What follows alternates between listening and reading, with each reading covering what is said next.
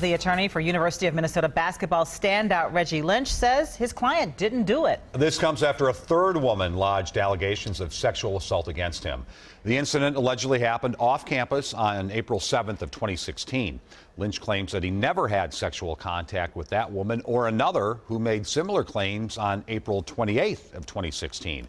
Our Reg Chapman has more now on why Lynch's attorney is afraid his client is in for the fight of his life. Reg? Well, Frank, attorney Ryan Pasiga says his client is the victim of false accusations. He says Reggie Lynch is also victim to a flawed process that does not have the same burden of proof as a court of law. That's why he says he is scared for Lynch and any other student athlete who faces allegations of sexual misconduct. A third allegation of sexual misconduct.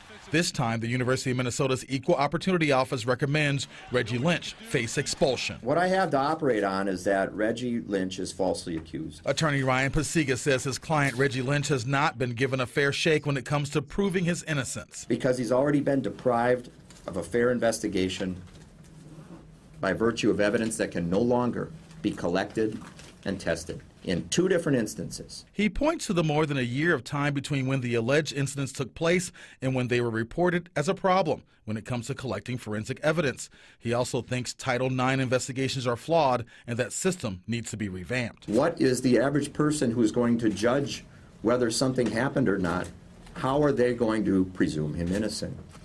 How are they even going to hold the university to its burden of proof, which is in a Title IX situation?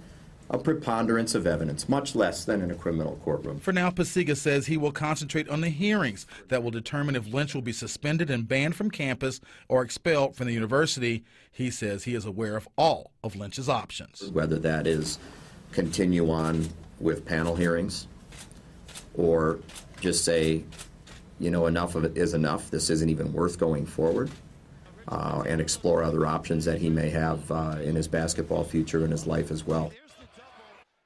Now, Lynch is still a part of the University of Minnesota's basketball team, but he cannot travel or play in a game, but will continue to practice throughout this appeal process. Athletic department officials say privacy laws prevent them from sharing more information related to Lynch. Frank. All right. Reg, thanks.